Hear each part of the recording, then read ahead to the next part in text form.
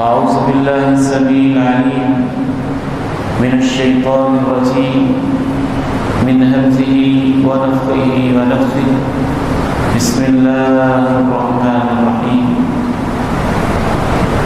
والفجر وليال عشر والشفع والوتر والليل إذا يسر هل في ذلك قسم لذي حجر وقال سبحانه وتعالى إنا أعطيناك الكوثر فصل لربك وانحر إن شانئك هو الأبتر.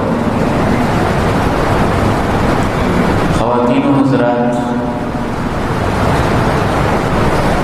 زندگی اللہ تعالیٰ کی امانت ہے. اس کا ایک ایک پل، ایک ایک لمحہ، ایک ایک منٹ، ایک ایک سیکنڈ اور ایک ایک سیکنڈ کا ہزارواں حصہ قیمتی ہے اور بہت زیادہ قیمتی ہے. کامیاب ہوئی ہے جو اپنی زندگی کو نیکیوں پہ لگاتے ہیں، اور ناکام ہے وہ جو اپنی زندگی کو ضائع اور برباد کر بیٹھے.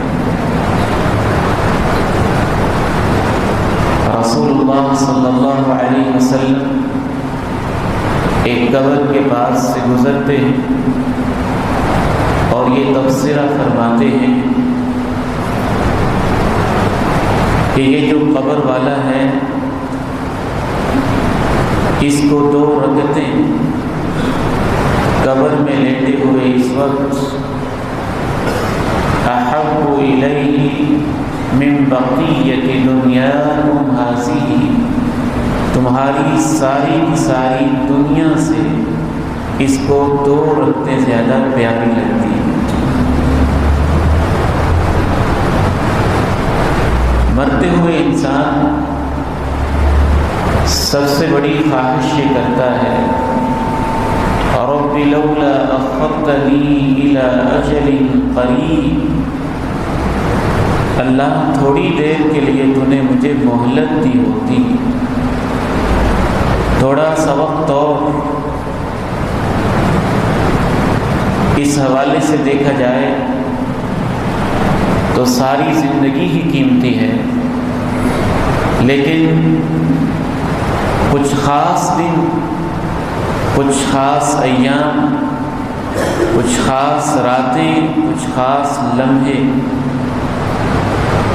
عام دنوں، عام لمحوں سے بھی زیادہ قیمتی ہوتے ہیں. انہی خاص اوقات اور خاص ایام میں سے یہ دن ہیں جو اس وقت میں اور آپ گزار رہے ہیں.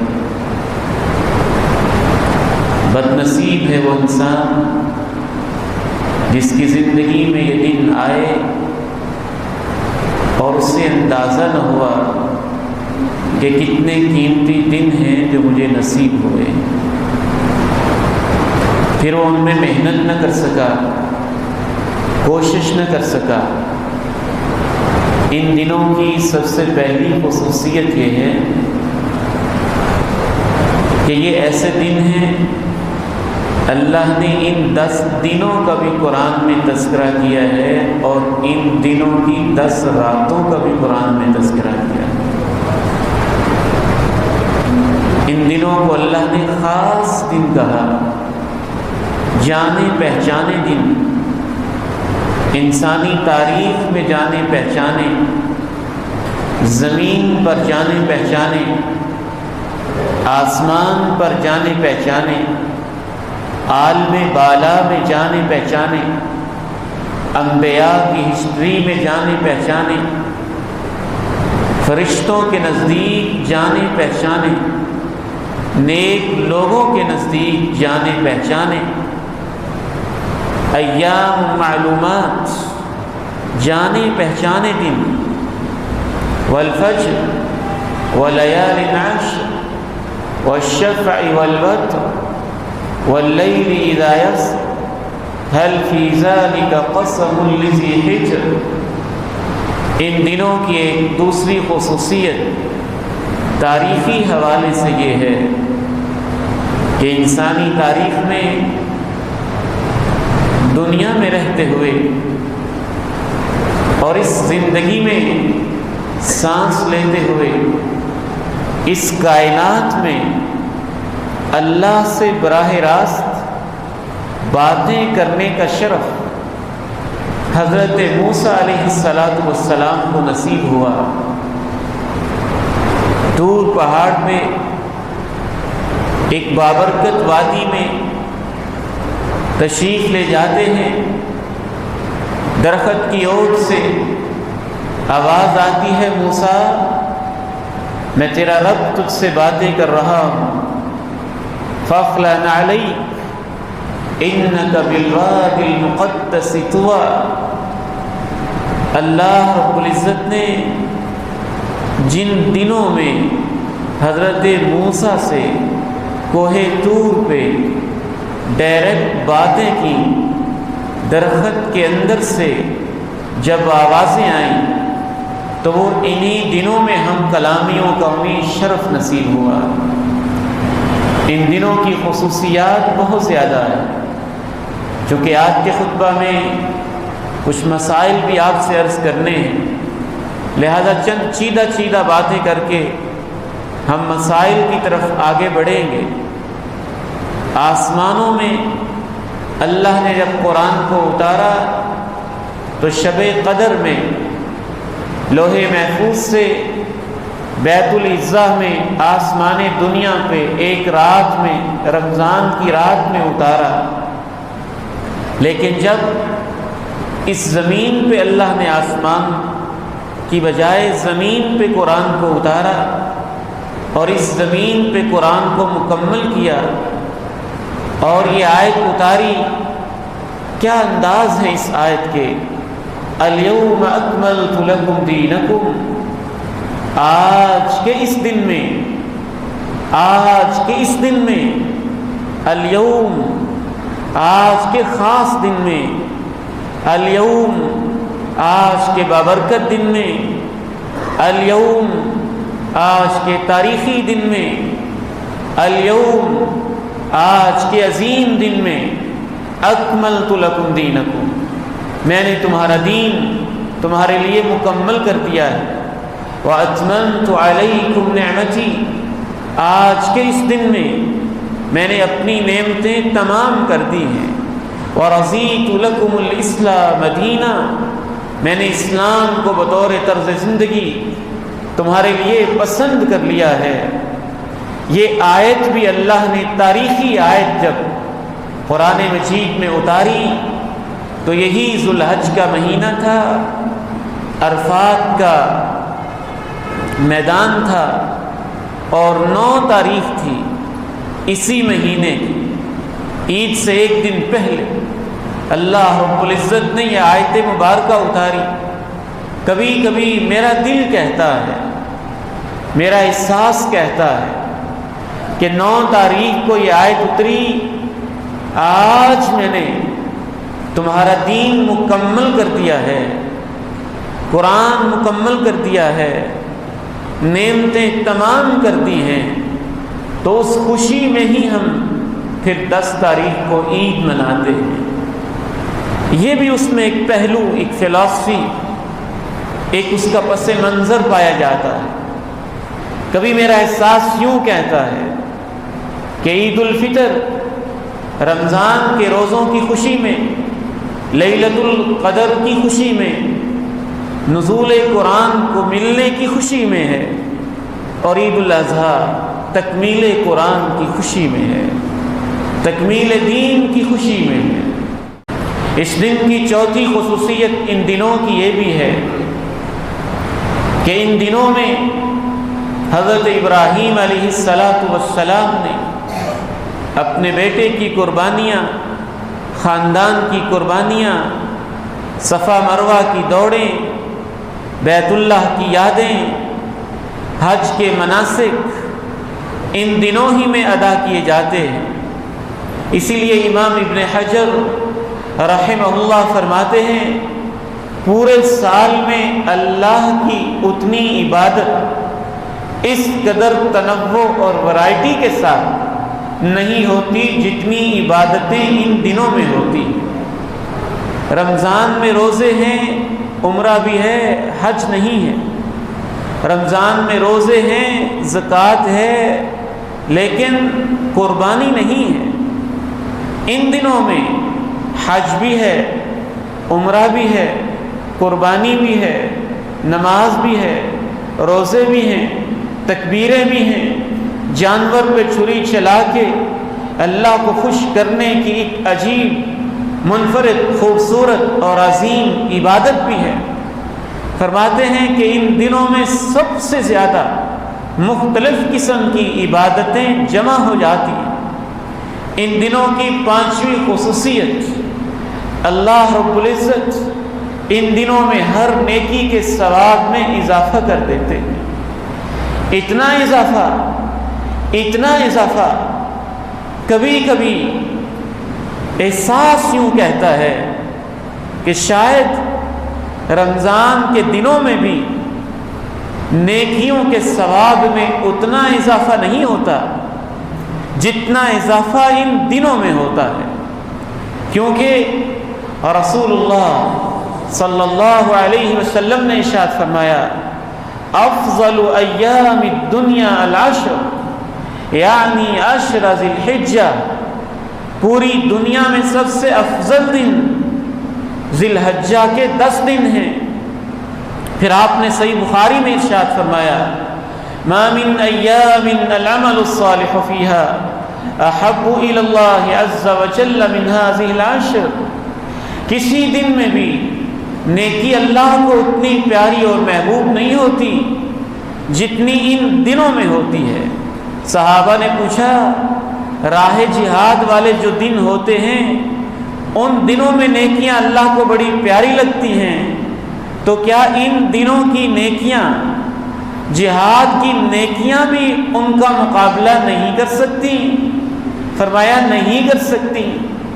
حالانکہ جہاد کے دنوں میں جو نماز پڑھی جاتی ہے، جو سرحدوں پہ پہرا دیا جاتا ہے، جو جان کے لالے پڑے ہوتے ہیں، جو تلواروں کے سائے میں پڑی ہوئی نمازیں اور سجدے ہوتے ہیں، یہ اللہ کو اتنے پیارے لگتے ہیں کہ اگر ایک شخص گھر میں 70 سال نماز پڑھے اور میدان جہاد میں ایک دفعہ اللہ کی راہ میں پہرے دے کھڑے ہو، وہاں جو اپنی جان کو نچھاور کرنے کے جذبے سے وہ وقت گزارتا ہے، وہ وقت گھر کی 70 سال کی عبادت سے اللہ کو زیادہ پیارا لگتا ہے. لیکن یہ دن اتنی فضیلت والے ہیں کہ ان دنوں میں جو نیکی ہے وہ راہ جہاد کے دنوں میں کی ہوئی نیکی سے بھی زیادہ پیاری لگتی ہے. صحابہ نے پوچھا جہاد کی راہوں میں نیکی وہ بھی ان دنوں کی نیکی کا مقابلہ نہیں کر سکتی؟ فرمایا نہیں کر سکتی. الا رجل خرج بنفسه وماله فلم يرجع من ذلك بشيء، ہاں جو جہاد میں نکلا اور وہ شہید ہو گیا، اس کی نیکی کے تو کیا ہی کہنے، شہادت والی عظمت اس کے تو کیا ہی کہنے. لیکن اگر کسی مجاہد کو شہادت نہیں ملی ہے تو راہ جہاد کی وہ جو اس نے نیکیاں کی ہیں وہ بھی ان دنوں کی نیکیوں کا مقابلہ نہیں کر سکتی. بہت فضیلت والے، بہت عظمت والے، بہت شان والے دن ہیں.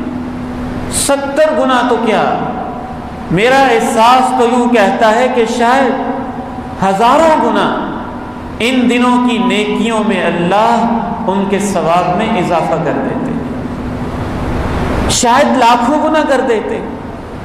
ہم کیا پیمانہ لے کے آئیں جس سے ہم ان الفاظ کی تشریح کریں؟ آپ نے جامع لفظ استعمال کیے کہ سال کے تمام دنوں میں نیکیاں اتنی پیاری نہیں لگتی اللہ کو جتنی ان دنوں کی نیکیاں پیاری لگتی ہیں. عام دنوں میں بھی اللہ نیکیوں میں 100 گنا اضافہ کرتے، 700 گنا اضافہ کرتے ہیں، اس سے بھی زیادہ اضافہ کرتے ہیں خلوص کے مطابق۔ جب عام دنوں میں نیکیوں کا ثواب اتنا زیادہ اللہ دیتے ہیں تو ان دنوں کی نیکیاں سب سے زیادہ پیاری ہیں، تو ان دنوں کی نیکیوں کا ثواب اللہ کس قدر زیادہ دیتے ہیں۔ لیکن یہ باتیں وہی سمجھتے ہیں جو آخرت کے راہی ہوتے ہیں۔ ان باتوں پہ عمل کی توفیق انہی کو نصیب ہوتی ہے جو جانتے ہیں کہ نیکی ہوتی کیا ہے، جو جانتے ہیں زندگی ہوتی کیا ہے، جو پہچانتے ہیں کہ زندگی کا وقت کتنا قیمتی ہوتا ہے۔ عام لوگ تو ان دنوں کو عام دنوں ہی کی طرح گزاریں گے۔ تو میں سب سے پہلے آج کے اس خطبہ جمعۃ المبارک میں اپنے بھائیوں، اپنے بزرگوں، اپنے بیٹوں، ماؤں بہنوں بیٹیوں سے اور اپنے آپ سے کہوں گا کہ ان دنوں کو عام دنوں کی طرح مت گزاریے، متنبہ ہو جائیے، تیار ہو جائیے، اپنے آپ کو ہوشیار کیجیے، الرٹ کیجیے، مستعد کیجیے نیکیوں کی راہوں میں مقابلہ کرنے کے لیے، عظیم دنوں میں اپنے آپ کو عظیم تر بنانے کے لیے۔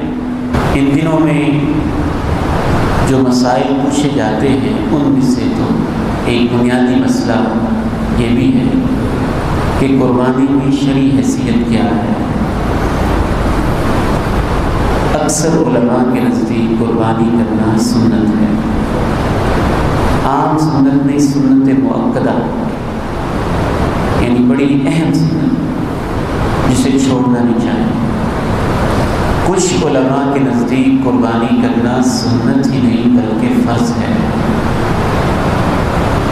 میرا رجحان اسی طرف ہے کہ جس کو بھی اللہ نے استطاعت دی ہے، کیپیسٹی دی ہے، گنجائش دی ہے، اس پہ قربانی کرنا ضروری ہے،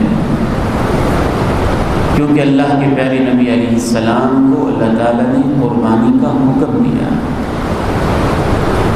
اور قربانی اتنی عظیم عبادت ہے کہ نماز جیسی عبادت کے ساتھ قربانی کا تذکرہ کیا۔ قُلْ إِنَّ صَلَاتِي وَنُسُكِي وَمَحْيَايَ وَمَمَاتِي لِلَّهِ رَبِّ الْعَالَمِينَ۔ اتنی اہم عبادت ہے کہ پوری انسانی تاریخ میں کوئی ایسا دور نہیں، کوئی ایسا پیغمبر نہیں، کوئی ایسا نبی نہیں، کوئی ایسی امت نہیں جس پہ اللہ نے قربانی کی سنت جاری کی،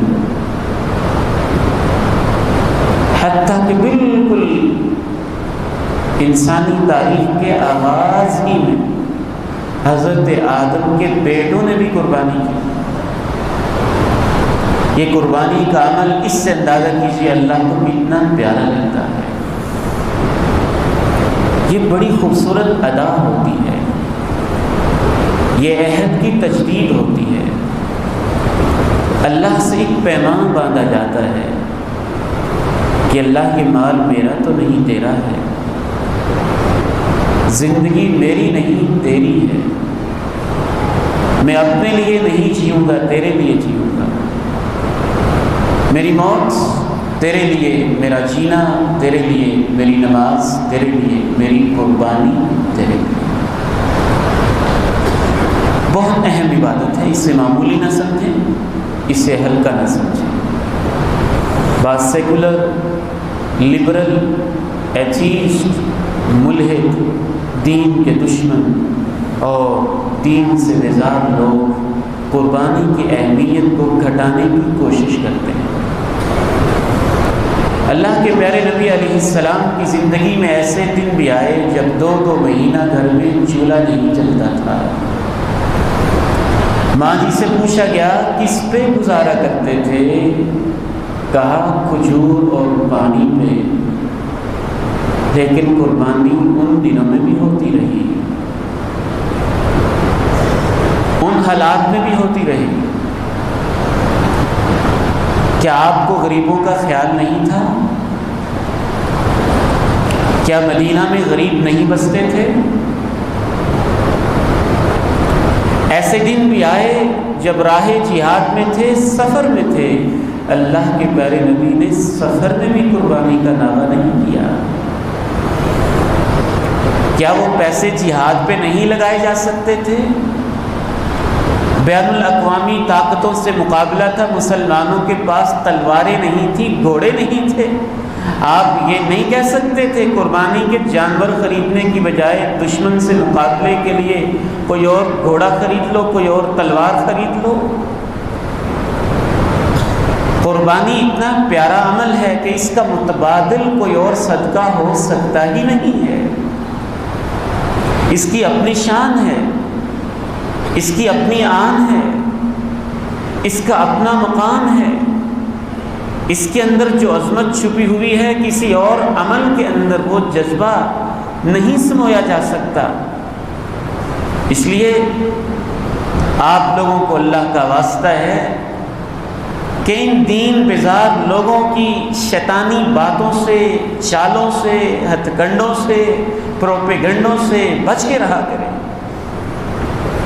ان کی غریبوں کے ساتھ ہمدردیاں عام دنوں میں نہیں ہوتی، بس قربانی پہ عمل پہ ہی ان کو غریب یاد آتے ہیں۔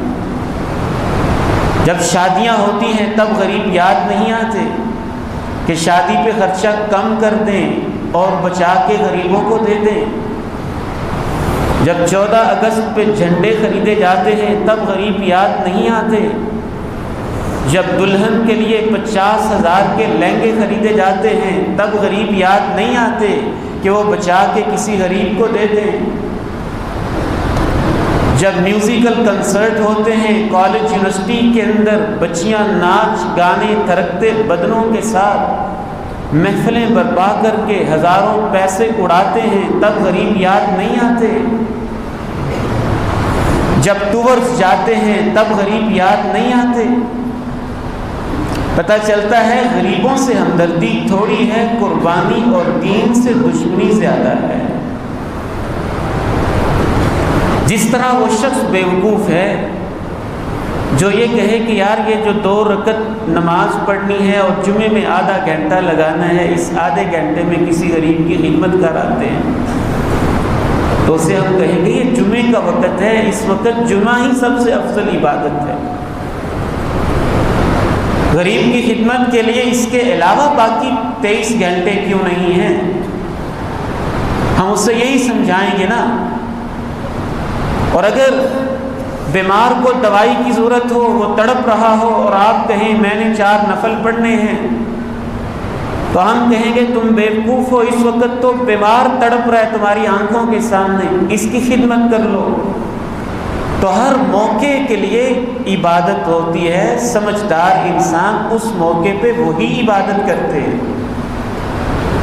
نماز کے وقت نماز پڑھیں، والدین کے وقت والدین کو وقت دیں، عید والے دن قربانی کریں، اس سے آگے پیچھے جو آپ نیکیاں کر سکتے ہیں وہ کریں۔